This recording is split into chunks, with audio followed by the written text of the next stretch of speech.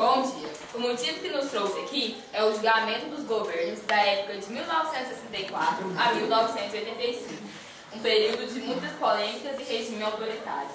Nesse período, tivemos os governos dos seguintes: Castelo Branco, de 1964 a 1967, Arthur da Costa e Silva, 1967 a 1969, Junta Governativa Provisória do mês 8 ao mês 9 de 1969, Emílio Gastarrazo Mendes,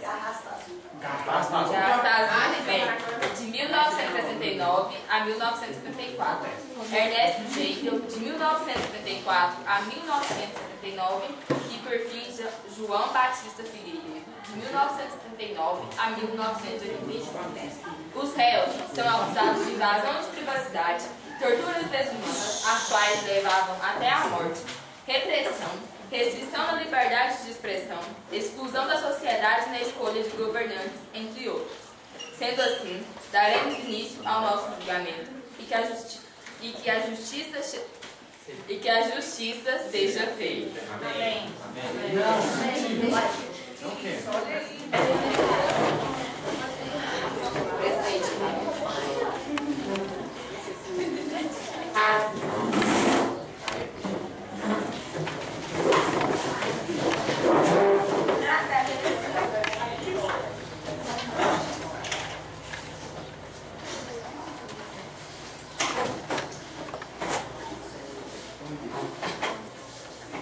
Começando o julgamento de Arthur da Costa Silva, Humberto de Alencar Castelo Branco, Emílio Anastácio, Ernesto Alvino Tavares, João Batista são acusados de violação aos direitos humanos, como prisão ilegal, tortura, homicídio e desaparecimento forçado de pessoas durante o regime militar. E quero chamar quem entra testemunha de defesa.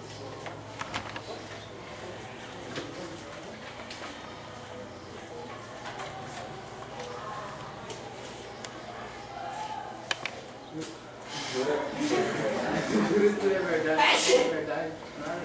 Não é da lei, é verdade?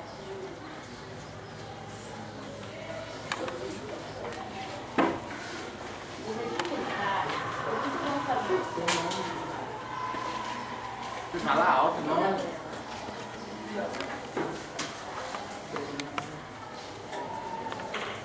O regime militar é muito bom para o nosso povo, garantir direitos para todos, tanto no trabalho como na educação.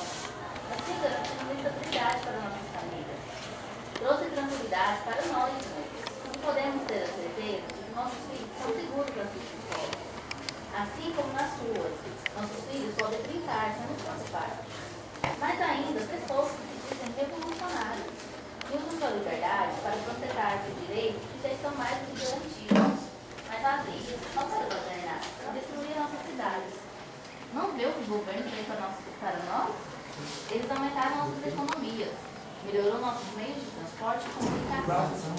Proibiu sim qualquer cena de terroristas obscenos nas televisões para mostrar que tem respeito e só quer o bem para nós.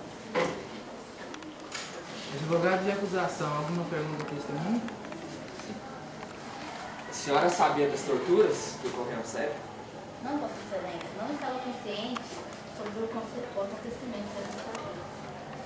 Se fosse com o filho da senhora, como é que a senhora reage?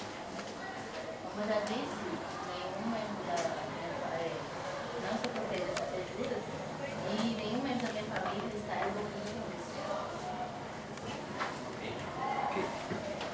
Advogado de defesa, alguma pergunta ao testemunho? Sim. A sua família usou de algum direito que eles deram ao trabalhista? Usufruíram todos os seus direitos trabalhistas. E os seus filhos da escola?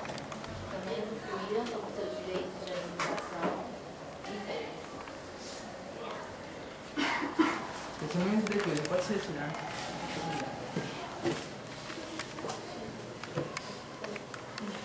Ciência, testemunho de acusação.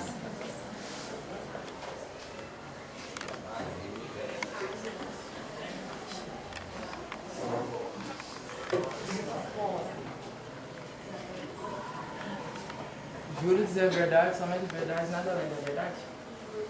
O Gabriel.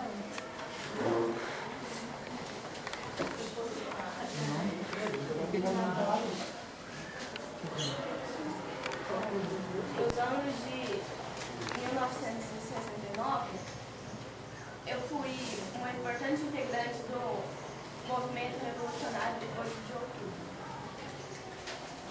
E em uma de nossas ações contra a ditadura, para a liberdade do nosso povo,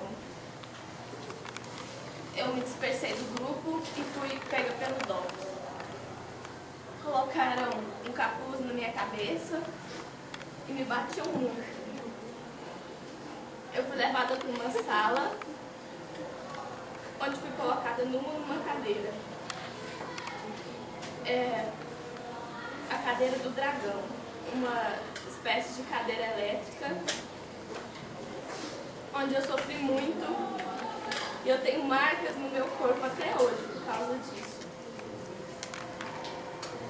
E depois disso, eles me levaram para a geladeira. É uma cela muito pequena, com temperaturas muito altas e muito baixas. Eu não comia nem bebia nada. Eu também apanhei muito no pau de arara. E depois eu só fui liberta quando os membros do meu grupo exigiram minha libertação pela vida do embaixador. E hoje eu tenho um filho de 9 anos, eu não posso cuidar dele, porque eu tenho traumas até hoje, eu sofro muito com isso. Eu tenho alucinações à noite,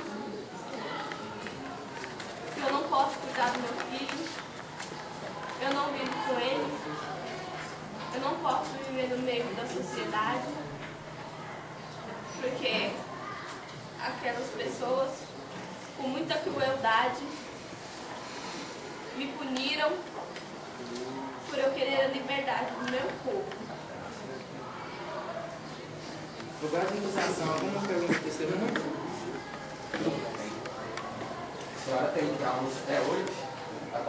Sim, como você pode perceber, também tenho marcas no meu corpo. Testemunha de defesa só disse as coisas boas que aconteceram. Enquanto isso, só um absurdo, olha lá, toda machucada. Naquela época, olha aí, as coisas boas ainda eram poucas. Não, as coisas boas começaram a aparecer lá. Você não ia ter esses direitos que você tem hoje. Não tem só coisas ruins. Enquanto isso, Enquanto as coisas boas. foram muito. Não foi bom. Só tem isso. Julgado de defesa, alguma pergunta de testemunho? Eu só tenho a perguntar se ela sofreu de alguma coisa boa que eles fizeram no nosso país. Coisas boas. Aham. A senhora pode olhar para mim e perceber que eu sou uma pessoa traumatizada, que tem acompanhamento psicológico até hoje, e eu não posso usufruir de nada, porque nem o meu filho eu não posso ter comigo. Mesmo se tivesse alguma coisa boa que eu tivesse usufruído, nada ia poder perdoar o que eles fizeram comigo.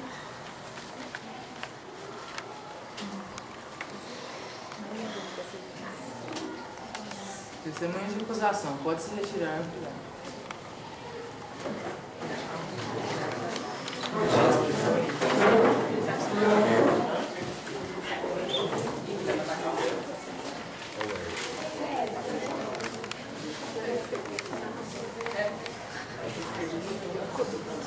Como que é seu nome? Ernesto Geise. Batista Figueiredo. Emílio Garrastazu Neves. Castelo. Presente. Na minha gestão, o país viveu um chamado milagre brasileiro. Foi o período em que o país teve o crescimento econômico recorde, inflações baixas e projetos desenvolvidos como o Plano de Integração Nacional, que permitiu a construção da rodovia Santarém, em Cuiabá, a Perimetral Norte, a Transamazônica e a Ponte Rio-Niterói. Na minha gestão foram construídas casas populares através do BNH. Também consegui selar o acordo com o Paraguai para a construção da usina hidrelétrica de Itaipu, que era, na época, a hidrelétrica de maior potência instalada no mundo.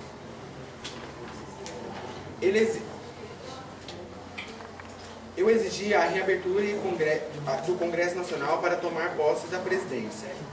Houve grande crescimento da classe pobre e classe média. Houve o crescimento do consumo de bens duráveis, tornando comum os televisores nas residências.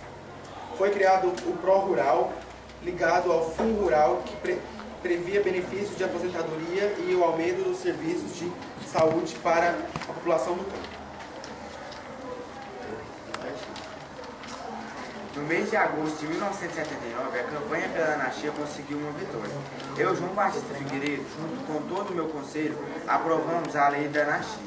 Com isso, milhares de brasileiros que estavam no exílio por motivos políticos puderam regressar ao Brasil e os casados readquiriram seu direito à cidadania. Foi em meu governo que ocorreu uma das maiores movimentações populares da história do Brasil. As diretas já influenciado por um projeto de lei do deputado Dante de Oliveira, que determinando a eleição direta para presidente, o povo foi para as ruas em vários lugares do Brasil para exibir seu apoio. Eu ainda continuo tentando combater e crescer financeiramente. Implementei um programa de incentivo agricultural com o nome de Plante, que o João garante, que foi capaz de modernizar o sistema agrícola do país. Eu ainda também construí quase 3 milhões de casas populares, e isso foi o recorde histórico até então, por meio de um programa de habitação. E em 1983, eu e meu conselho promovemos a primeira eleição civil brasileira, desde 1964, quando decretava o fim do regime militar. Pode sentar, por favor. E venha a junta militar.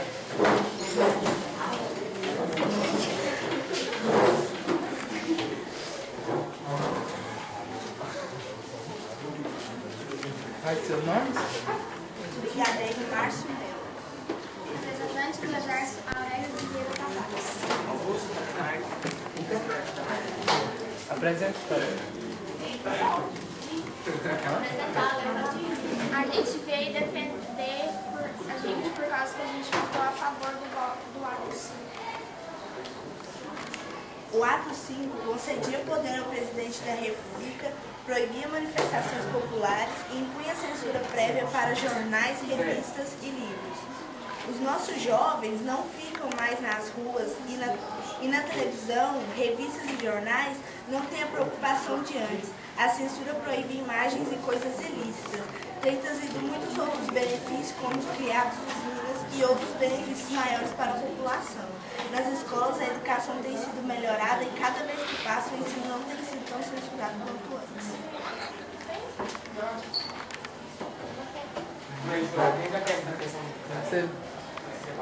Só isso. Pode se retirar, por favor.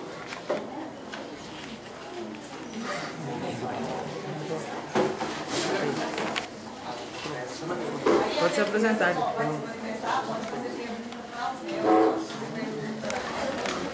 Porque foi nesse período que o Brasil começou a crescer. Antes, nenhum trabalhador tinha direito. Não tinha direito a férias, nem a 13º, as crianças não tinham merenda na escola. E foi esse governo que trouxe todos esses direitos ao país, sendo que eles criaram também a Petrobras e todas as hidrelétricas que existem hoje. Eu queria fazer uma pergunta para o Emílio Garrastazu Neves, porque ele era um dos mais conhecidos como o mais rígido. Por que você violência e nos livrar de corruptos. O Arthur da Costa Silva foi conhecido pela grande coisa que ele fez na economia do país. Ele criou muitas casas e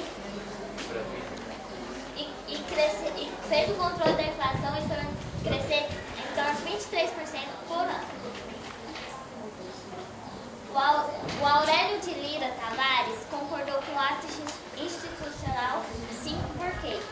Porque ele trouxe mais poder aos militares e ao presidente da República, impedindo também a censura de jornais e revistas.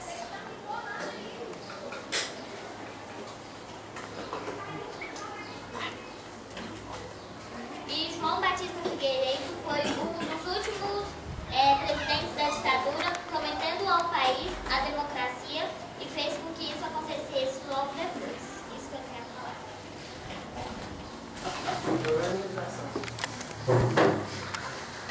Quero fazer uma pergunta para o senhor, no seu mandato, não se importava com a educação do nosso país? Mas aqui estão falando que o senhor fez parte que não melhorou os problemas da educação. Mas esses problemas foram esquecidos. João Batista Figueiredo. Seu mandato foram 25 atentados. Isso é um absurdo. Isso aí foi um abuso do poder dos seguranças que eles achavam que tinham poder e poderiam torturar e assassinar pessoas. Emílio Gastazuca, o senhor foi a favor da Revolução 30? Isso foi isso. As denúncias de tortura, morte e desaparecimento de políticos. Isso aí pode ter acontecido por abuso de poder por parte de alguns policiais, mas nada disso foi a meu mano.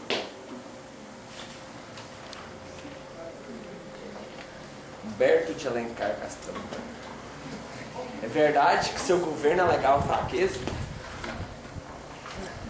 Considerado pelos militares inegável, Como meus colegas já tinham dito, que os militares eles abusavam do poder, espantando, fazendo qualquer outra coisa. Ernesto Becker. Posso protestar? Eu protesto, porque Castelo Branco foi conhecido como um dos mais rígidos políticos. Ele foi o que mais garantiu a segurança do nosso país. Mas o que fala, o governo dele era um dos mais inegáveis. O que ele fez?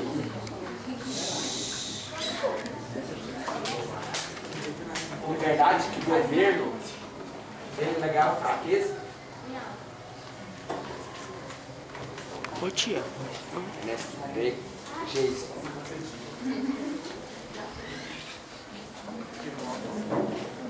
Ele pergunta aí, não. Mundialmente, o choque do petróleo em 1979 desencadeou uma nova crise, favorecendo ao aumento das taxas de juros internacionais e a disparada inflação ao longo de 6 anos. Como o senhor se explica?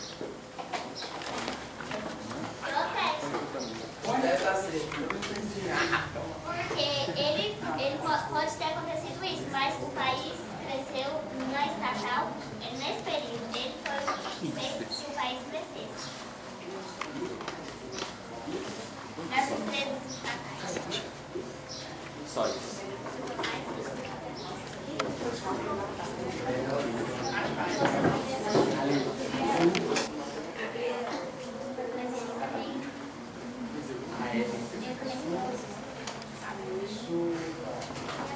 Só então uma pergunta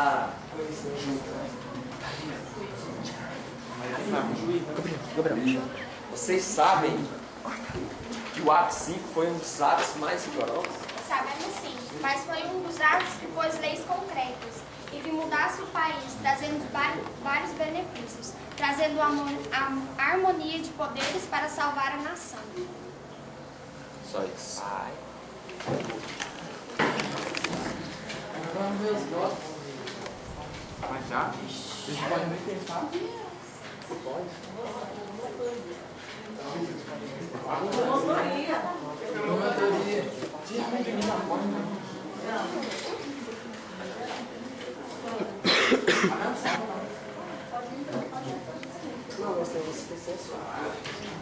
Os militares suspenderam a Constituição e vieram também que as presidência da China. O primeiro ato constitucional caçou 50 deputados e demitiu 1.200 militares que apoiavam partidos da esquerda.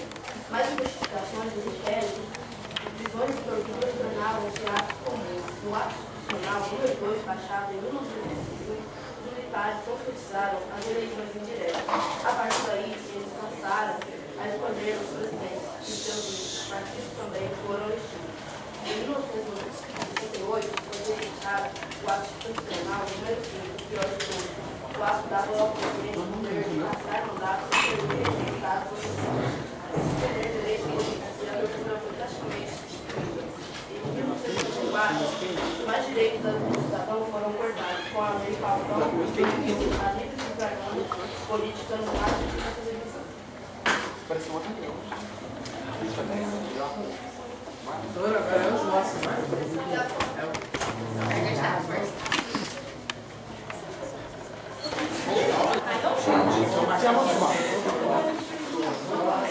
Pega o skate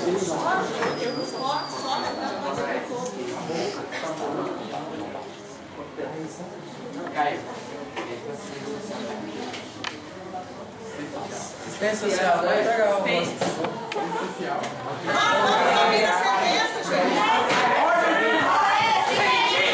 tribunal aí, ó.